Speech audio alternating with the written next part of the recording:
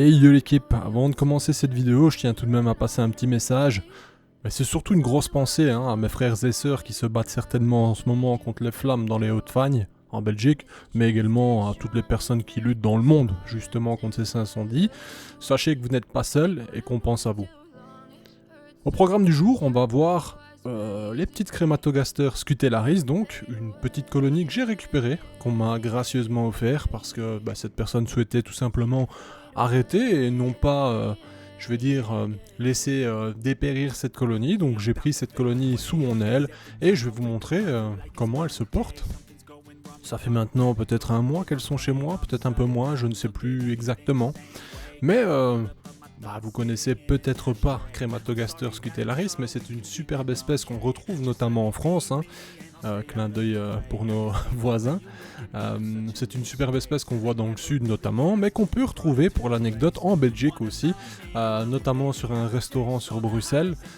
Celui-ci en fait avait importé du bois pour faire sa charpente et notamment toutes ses poutres extérieures et puis apparemment, j'ai envie de dire, dans ce bois se retrouvait justement une fameuse reine Crématogaster scutellaris qui a donc pris pour résidence la Belgique. A savoir qu'il y a eu des essaimages de cette colonie, donc elle n'est pas là depuis un moment. C'est d'ailleurs ça qui a attiré l'œil d'un de nos collègues justement sur l'espèce, parce qu'il a été choqué de découvrir un essaimage de Crématogaster scutellaris en Belgique.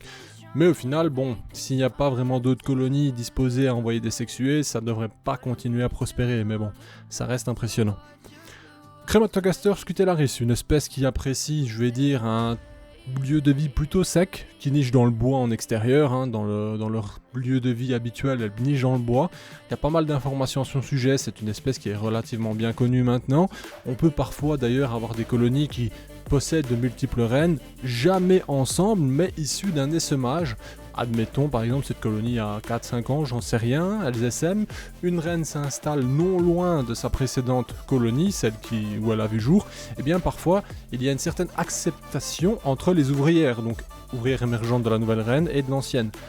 Ça c'est un cas particulier qui m'a été écrit et observé plusieurs fois en fait par une même personne dans le sud de la France. Je n'ai pas pu l'observer de moi-même, mais c'est quand même quelque chose de sympathique. C'est pour ça aussi que je vous dis de ne pas prendre ça pour acquis, ne pas prendre ces paroles pour une certitude absolue. C'est une espèce qui est strictement monogyne, mais il y a beaucoup de cas qui sont observés en nature où il y a une certaine tolérance. Non pas entre les reines, mais entre les ouvrières. Ça arrive fréquemment que, même chez Formica, etc., les nouvelles reines émergentes, vivant pas très loin, les ouvrières s'acceptent entre elles. Ça fait comme des seconds nids périphériques. Ce n'est pas, j'ai pas fait d'études, j'ai pas fouillé au millimètre pour le certifier, mais c'est des observations qu'on a déjà pu voir et entendre ou lire, donc c'est plutôt cool à savoir. Ce que vous pouvez observer donc ici, ce sont les restes d'insectes. Donc tout ce qu'on peut voir, tous les petits restes et résidus, c'est un truc qu'on observe souvent chez des espèces qui apprécient notamment les lieux secs, le bois, etc. Tetraponera par exemple fait également des réserves de résidus d'insectes. Donc voilà, c'est un petit détail, des petits trucs à savoir, mais c'est plutôt cool. Pour les températures, écoutez, Crématogaster scutellaris va apprécier des températures relativement hautes, mais vous n'êtes pas obligé. J'entends par là que si vous avez... personne chauffe à 26 en été, clairement, ni même en hiver, j'ai envie de dire, excepté si vous avez des chauffages au bois, au charbon, etc. Là, vous avez des températures plus hautes dans vos maisons, mais autrement, j'ai envie de dire, Crématogaster scutellaris apprécie 26-28 degrés. Elles aiment également un point chaud, comme beaucoup d'espèces qui aiment justement les lieux secs. Maintenant, personnellement, je vous dirais de pas aller plus loin, c'est déjà très bien. Le développement est relativement lent, je trouve, dans le sens... on s'entend, attention, je sais déjà que certains vont scripser pensant tout connaître. Je m'explique. Le développement de l'œuf à l'imago est plutôt lent. C'est-à-dire que je pense que ça prend bien 45 jours, facilement.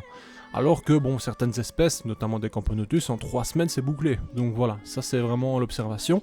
Cependant, chez Crématogaster scutellaris, vous pouvez l'observer d'ailleurs dans cette vidéo, la reine ne cesse de pondre. Elle envoie constamment de nouvelles ouvrières, et ça envoie et ça envoie. Donc c'est aussi pour ça que c'est des colonies qui sont amenées à être vraiment très populeuses. On est sur une caste qui reste relativement de la même taille, donc on voit les ouvrières sont plus ou moins de la même taille partout. Les jeunes ouvrières sont parfois plus petites, parfois plus grandes, ça varie un minimum, mais c'est vraiment quelques millimètres, jamais plus. Sinon, magnifique, hein, couleur assez bicolore, excepté celles qui sont, comme on a à l'image, légèrement jaunes, un peu grisâtres. C'est tout simplement parce qu'elles sont dépourvues de leur coloration, elles viennent de naître et donc elles vont seulement la prendre avec le temps. Sinon, on a ce noir et rouge qui est magnifique avec ce gastre en forme de pic, vraiment magnifique espèce de Crématogaster. À savoir qu'elle possède un aiguillon, mais que celui-ci n'est pas là pour piquer en soi. On voit qu'elle le sort notamment pour sortir. Comment expliquer ça? En gros, je me rappelle plus exactement, mais je pense que la glande est un peu atrophiée. Je ne sais plus exactement ce qui se passe chez elle, donc je vais pas m'avancer parce que c'est un peu flou dans ma tête, mais je sais que, on peut l'observer de toute façon, hein, vous les titillez un peu, vous allez voir que au-dessus de leur abdomen, lorsqu'elles vont le remonter, vous allez voir apparaître un tout petit aiguillon, et d'ailleurs, elles ne piquent pas pour autant, hein, mais bon, ce tout petit aiguillon permet à ce qu'elles sortent de l'acide formique, et c'est aussi un élément qui leur permet de donner des signaux, entre guillemets, de communiquer avec la colonie. Elles envoient ce petit signal en mode attention, présence d'un ennemi ou qu'importe. Ça arrive notamment chez Singularis, espèce où j'ai pu vraiment observer ce scénario. Alors là, pas d'aiguillon en question, hein, mais bien de l'acide formique, et lorsqu'elle le dégage, on voit que la colonie accélère d'un coup et devient bien plus agressive. Ici, chez Crématogaster, c'est un peu le même, bien que c'est une espèce mignonne qui n'hésitera pas à vous mordre en cas de problème. Mais bon, bien entendu, la petite bête ne mangera pas la grande. C'est quand même une superbe espèce à posséder, à savoir que ça devient quand même extrêmement prolifique. Quand je dis que ça n'évolue pas si vite, c'est vraiment dans les débuts. Par la suite, c'est vrai qu'on peut vite atteindre des colonies de 10-15 000 ouvrières sans trop de problèmes, en leur donnant de la nourriture très simple, j'entends par là, liquide sucré. Petit rappel du liquide sucré, on peut très bien utiliser les liquides prévus pour renforcer les abeilles l'hiver, c'est-à-dire l'inverbi, bref, en fait c'est le mélange de glucose, saccharose et dextrose, si je dis pas de bêtises. En gros, du sucre pur, vous diluez, ça fonctionne parfaitement. Vous pouvez également prendre du sirop d'agave bio, de préférence. Bio ne veut pas dire sans pesticides, mais bon, ça réduira déjà les problèmes. Et le diluer dans l'eau, pareil, ça marche bien. Le sucre roux également peut fonctionner. Il y a une multitude de sucres qui fonctionnent. Ensuite, bien entendu, les blattes, les verres de farine, les grillons, chacun met un peu ce qu'il veut. Grillons, j'évite personnellement parce que parfois ils sont porteurs d'une bactérie qui peut faire un peu de tort à votre colonie. Bref, il y a 2-3 éléments qu'on évitera, mais généralement, c'est très rare d'avoir des soucis. Donc voilà, alimentation classique, température classique, rien de chinois, très simple à gérer, départ un peu lent avec Madame la Reine, l'humidité très peu, vraiment très très peu, généralement l'humidité dans l'air suffit amplement, du moins en Belgique c'est clair que ça suffit. Et pour le reste, appréciez, observez et faites-vous plaisir avec une magnifique espèce qui sera prolifique, qui ne sera pas dangereuse pour vous, ni votre famille, ni personne au final. Attention que c'est une espèce qui aime les charpentes, qui aime le bois, donc voilà, attention quand même. Et je pense que j'ai pas grand chose d'autre à dire, hein, donc à part prenez soin de vous, on arrive vers la fin de la vidéo, prenez soin de vous et vos proches bien entendu, on se dit à bientôt pour de prochaines vidéos, et d'ailleurs merci aux derniers tipeurs, je dis tipeurs mais c'est pas le cas, mais les gens qui m'ont fait des dons, c'est les premiers, merci beaucoup.